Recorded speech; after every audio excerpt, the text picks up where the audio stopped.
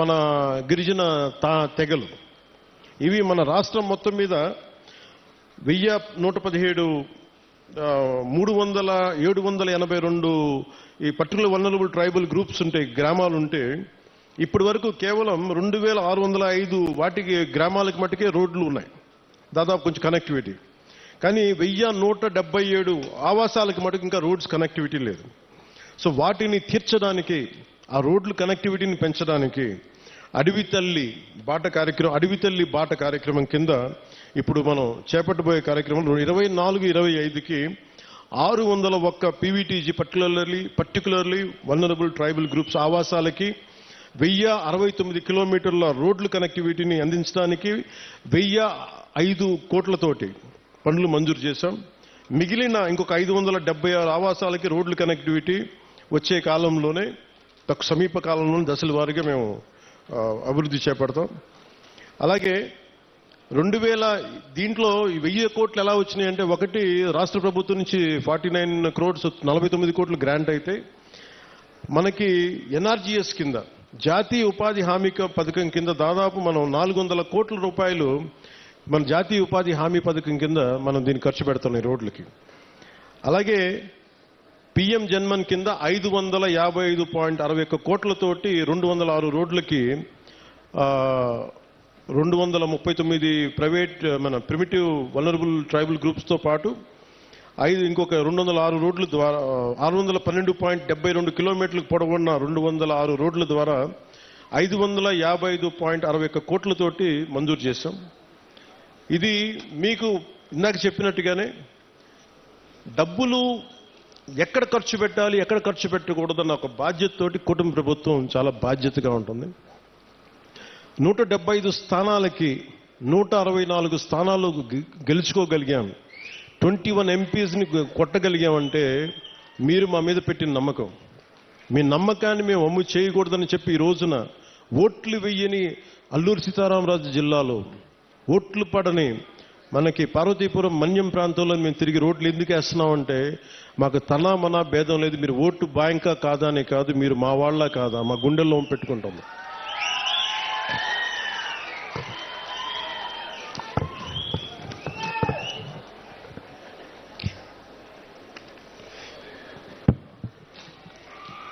అలా ఇందాక కోడి తెగకు చెందిన గిరిజన మహిళలు చేసిన దింసా నృత్యం చాలా అద్భుతంగా ఉంది.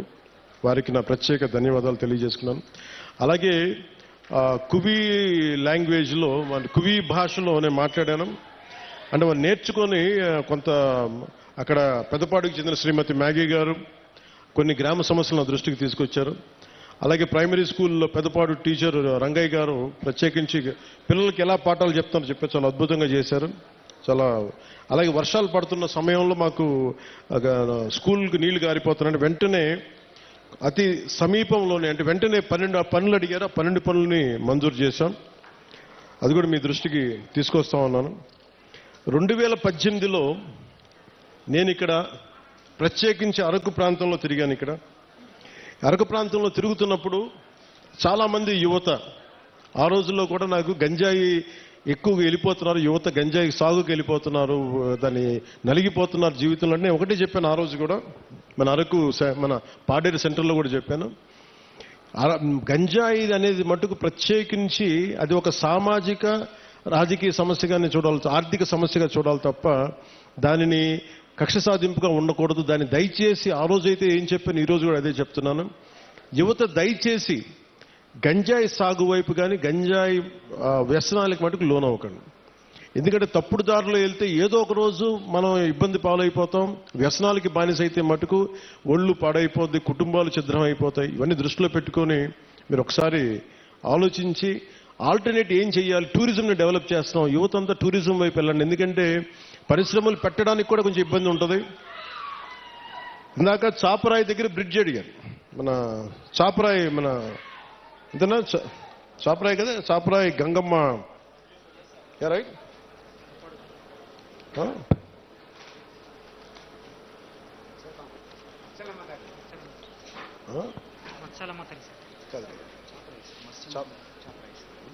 చాపరాయి దగ్గర బ్రిడ్జ్ అడిగారు. మిగతా గ్రామాలకు వెళ్ళడానికి ఇబ్బందిగా ఉన్నాయనేది. ఒకటి నేను మీకు ఈరోజు మాటిస్తున్నాను, ఆ బ్రిడ్జి ఎలా ఉండాలంటే పర్యావరణాన్ని ఇబ్బంది కలిగించకుండా, చూడటానికి కొండలు మధ్యలో ఏ అడ్డంకి లేకపోతే చాలా అందంగా ఉంటుంది విజిటర్స్కి రావడానికి కానీ టూరిజం కానీ. అందుకని టూరిజంకి ఇబ్బంది కలగకుండా, పర్యావరణానికి ఇబ్బంది కలగకుండా ఎలాంటి బ్రిడ్జి వేస్తే చూడటానికి బాగుండాలి, అలాగే గ్రామస్తుల కష్టాలు కూడా, గిరిజన తెగల కుటుంబాల కష్టాలు కూడా ఎలా చేయాలనేది నాకు కొంత సమయం ఇవ్వండి. కానీ నేను అందుకే నడిచాను, ఆ నీళ్ళలో జారిపోతూ ఉంది, రాళ్ళ మీద, ఆ చాపరాయి మీద, ఆ గడ్డ మీద నడుస్తూ ఉంటే జారిపోతూ ఉంది. అందుకే నేను అర్థం చేసుకున్నాను నా కష్టాలని. నాకు కొద్దిగా సమయం ఇవ్వండి, దానికి ఖచ్చితంగా ఒక అందమైన పరిష్కారం ఎదుగుతాం. పర్యావరణానికి ఇబ్బంది కలగకుండా, టూరిజం పెరిగేలాగా, ఒక మీకు సౌకర్యంగా ఉండేలాగా ఒక తక్కువ సమయంలో, ఒక 2 నెలల సమయంలో ఒక పరిష్కార మార్గం తీసుకొచ్చి మీ ముందు తీసుకొస్తాం.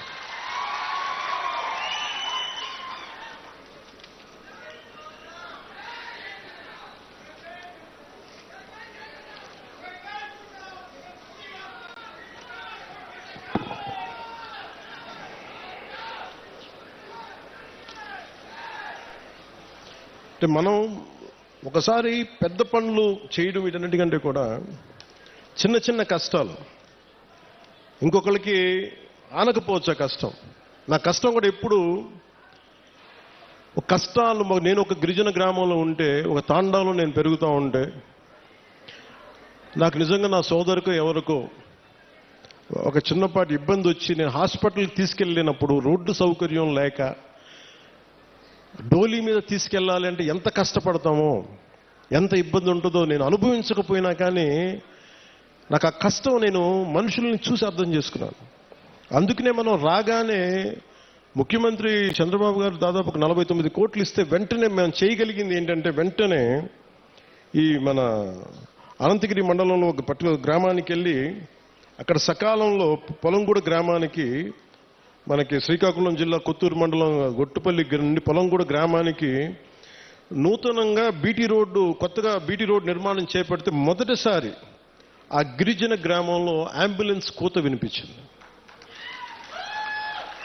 అంటే సకాలంలో సరైన సమయానికి అంబులెన్స్ రావడంతో ఒక గిరిజన గర్భిణీ మహిళ సకాలంలో ఆసుపత్రికి చేరి ఒక ఆరోగ్యవంతమైన శిశువుకి, ఒక బిడ్డకి జన్మనిచ్చింది. ఈ రహదారి ద్వారా 6 గిరిజన ఆవాసాల గ్రామాలకు చెందిన 1260 మంది డోలీ మోతల నుంచి విముక్తి పొందారు. ఇది ఒక అద్భుతమైన, ఒక 10,000 మందికి పనిచేసేది కాకపోవచ్చు, ఒక డబ్బులు రాకపోవచ్చు, ఓట్లు రాకపోవచ్చు, దానివల్ల ఆదాయం, డబ్బు ప్రభుత్వానికి రాకపోవచ్చు, కానీ మీ కష్టంలో మేము ఉన్నాం. మా కూటమి ప్రభుత్వం ఇది మంచి ప్రభుత్వం, ఆ ప్రభుత్వాన్ని కూడా నేను వాటన్నిటికంటే కూడా మీకు అండగా నిలబడే ప్రభుత్వం కూటమి ప్రభుత్వం. నేను ప్రత్యేకించి ఈరోజు మిమ్మల్ని కోరుకుంటుంది, 2018లో నేను ఇక్కడ తిరిగాను పోరాట యాత్ర. అప్పుడు అన్ని కష్టాలను చూశాను. ఎందుకంటే నేను కార్యకర్తలకు కూడా, జనసేన నాయకులకి, జనసేన కార్యకర్తలకు అప్పటికీ చెప్పాను, ఇప్పటికీ చెప్తున్నాను. అలాగే మన కూటమి నాయకులందరితో కూడా నేను ఈ భావాల్ని పంచుకుంటా ఉన్నాను. మనం కనుక ప్రజలతో మమేకమై తిరిగి కష్టాలని, వాళ్ళు ఏం కష్టాలు పడుతున్నారో మనం నిజంగా చేయగలిగితే, నాకు ఆ మనసు నలిగిపోయాను 2018 పోరాట యాత్ర అప్పుడు. అరే, నా చేతిలో అధికారం లేదు, కనీసం చిన్నపాటి ఒక ఆడబిడ్డకి కన్నీళ్లు తుడిచిండే శక్తిని ఇవ్వు భగవంతుడాన్ని కోరుకుంటే, ఆ రోజు పరమశివుడు అనుగ్రహించి, నూకాలమ్మ అనుగ్రహించి, మోదమాంబ అనుగ్రహించి, ఈ రోజున కూటమి ప్రభుత్వాన్ని, ఈ రోజున మాకు అధికారం ఇచ్చి, వాళ్ళ అధికారం ఇవ్వడం వల్ల మీ ఆశీస్సులు అంటే ఎంత బలంగా కోరుకున్నామో ఆ రోజున, ఈ రోజున మేము దాదాపు 1,005 కోట్లు, అంటే దాదాపు 1000 కోట్ల పైన డబ్బులు 1050 కిలోమీటర్ల రోడ్డుకి వేయగలుగుతున్నాం. రోడ్లు వేయటమే కాదు, మీ జీవితాలు కొంత మెరుగవుతాయి, కొంత ట్రాఫిక్ పెరుగుతుంది, కొంత మనకి టూరిజం డెవలప్మెంట్ ఉంటుంది. వీటన్నిటిని దృష్టిలో పెట్టుకుని ఇవన్నీ చేస్తా ఉన్నాం. నేను ఈ రోజున ప్రత్యేకించి దారి పొడుగుతా చూస్తుంటే, ఇంత సుందరమైన అరకుని దేశం మొత్తం వచ్చేలాగా చేయాలి. అలాగే ఏం చేయాలని కూర్చోబెట్టి టూరిజం శాఖ మంత్రివర్యులతో మాట్లాడతాను, శ్రీ కందుల దుర్గేష్ గారితో, గౌరవ ముఖ్యమంత్రి గారితో మాట్లాడతాను, సంబంధిత జిల్లా అధికారులతోటి, కలెక్టర్ గారితో మాట్లాడి మీకు అభివృద్ధిలో ఇక్కడున్న యువత గంజాయి వైపు కాకుండా మీరు టూరిజం వైపు వెళ్ళాలి, సేవలు మీరు సర్వీస్ సెంటర్స్ పెట్టుకోవాలి, ఇక్కడ కూర్చోబెట్టి చిన్న చిన్న హోటల్స్ నడుపుకోవాలి. మీకు ఏదైనా స్థలాలు ఉంటే మీరు అక్కడ కూర్చోబెట్టి కొంచెం ఓపెన్ క్యాంప్స్ పెట్టుకునేలాగా, 10 డబ్బులు వచ్చేలాగా, కొంతమందికి వృత్తి ఉపాధి వచ్చేలాగా ఖచ్చితంగా కృషి చేస్తాం. అలాగే ఇందాక కలెక్టర్ గారు మాట్లాడుతా ఇప్పటికీ 2,25,000లో మన కాఫీ తోటలు ఉన్నాయి. ఇంకో పట్టులకి జిరాయితీ పట్టాలు కానీ లేదంటే పోడు పట్టాలు కానీ కలిపి ఇంకొక 1,00,000 పైన మేము ఎకరాల్లో కాఫీ తోటను సాగు చేయాలనుకుంటున్నాం. దీనికి కాఫీ తోటలు పెంచాలంటే ఎత్తైన చెట్లు, వృక్షాలు కావాలి. అందుకని ప్రత్యేకించి అలాంటి వృక్షాలు పెంచాల్సిన చోట దాన్ని ఈ మనకి ఉద్యానాలని పెంచే దాంట్లో జాతీయ ఉపాధి హామీ పథకానికి ఆ పథకం దీని కింద వర్తిస్తుందని అడుగుతారు. ఖచ్చితంగా దాన్ని పరిశీలించి ఇక్కడ అంటే నా భయం ఏంటంటే ఒకటి సిల్వర్ ఓక్ ఎప్పుడు కూడా వల్నరబుల్ టు ఫారెస్ట్ ఫైర్స్, అంటే ఎక్కువ మంటలు రగుల్చుకునే అవకాశం ఎక్కువ ఉంటుంది. అది స్థానికమైన చెట్టు కాదు. సో ఇప్పుడు వేసేసాం కాబట్టి మనం ఏం చేయలేం. కానీ భవిష్యత్తులో కలెక్టర్ గారికి కూడా, మన పంచాయతీరాజ్ శాఖ ప్రిన్సిపల్ సెక్రటరీ గారికి కూడా, అలాగే ఇక్కడ ఉన్న ఫారెస్ట్ అధికారులకు కూడా మీరు సిల్వర్ ఓక్ వేసేటప్పుడు దానికి ఆల్టర్నేట్ దయచేసి కొత్తగా ఫాస్ట్గా తొందరగా ఎదిగా ఏవో ఆలోచించండి. ఖచ్చితంగా 1,00,000 ఎకరాలు కాఫీ సాగు ఉంటే, కాఫీ బోర్డు నిర్ణయించుకుంటే ఖచ్చితంగా దాన్ని మరింత ఆదాయం పెరుగుద్ది, మరింత మనకి యువతకి ఉపాధి అవకాశాలు ఉంటాయి. దీన్ని దృష్టిలో పెట్టుకొని పర్యావరణానికి, ఎందుకంటే ఎసిడిక్ ఎక్కువైపోద్ది, మన ఎసిడిక్ సాయిల్లో ఎసిడిటీ పెరిగిపోద్ది ఈ సిల్వర్ ఓక్ వేస్తే. అది మన నేటివ్ ప్లాంట్ కాదు. అందుకనే పనస కానీ మామిడి కానీ ఇంకా తొందరగా ఎదిగే మొక్కలు ఏమున్నాయి, వీటన్నిటి వృక్షాలు ఏమున్నాయి, వీటిని దృష్టిలో పెట్టుకొని ఖచ్చితంగా కలెక్టర్ గారు అడిగిన ఈ ప్రతిపాదనని ముందుకు తీసుకెళ్తాం. ఖచ్చితంగా 1,00,000 ఎకరాల్లో కాఫీ తోటని ముఖ్యమంత్రి గారు తెలియజేశారు. ఖచ్చితంగా దీన్ని సాధిస్తామని మీ అందరికీ తెలియజేసుకుంటాం.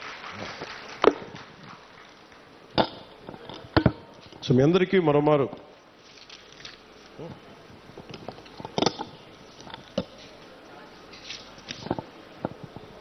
ఇంకా చేస్తారు.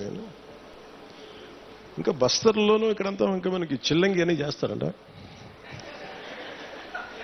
ఎప్పుడు చిన్నప్పుడు ఇప్పుడు నేను తులసి నవలు చదివాను, కానీ బస్తర్ నుంచి దార్కా వచ్చాడు, కాద్రా వచ్చాడు. నవల్స్లో బాగుంటుంది. కానీ నిజంగా అంటే ఎందుకో ప్రత్యేకించి పోలీస్ శాఖ అధికారులు నా దృష్టికి తీసుకొచ్చారు, ఎస్పీ గారు నా దృష్టికి తీసుకొచ్చారు, ఎస్పీ గారు డిఎస్పీ గారు ఇద్దరు. అంటే అరకు పరిసర ప్రాంతాల్లో ఇప్పటికీ చాలా మంది చెడుపు, చిల్లంగి మరియు చేతబడి వంటి మూఢనమ్మకాలని ఉన్నాయి. దానివల్ల పొరపాటున మానసికంగా మన ఇంట్లో బాగలేకపోతే, ఒకరికి ఎవరికైనా మానసిక వ్యాధి ఏదైనా వస్తే, మనకు పడని శత్రువు ఎవడన్నా చిల్లంగి చేశాడు, చేతబడి చేశాడని చెప్పి కొట్టి చంపేయటం, ఇలాంటి చేయటం దాదాపు గత కొన్ని సంవత్సరాలుగా 9 మందిని చంపేశారనేది ఒక రికార్డు పోలీస్ శాఖ అధికారులు పెట్టారు. సో వారి విజ్ఞాపన, వారి విన్నపం ఏంటంటే, ఎట్టి పరిస్థితుల్లో మీరు దయచేసి దీని అలా ఆ మూఢనమ్మకాల వైపు వెళ్ళకండి. ఏదైనా బాగలేకపోతే ఎందుకు బాగలేదు అని దృష్టిలో పెట్టుకొని అట్లా ఆలోచించమని. అందుకని దీనికోసం ప్రత్యేకించి వికాస్ అనే ఒక కార్యక్రమం ప్రారంభించారు.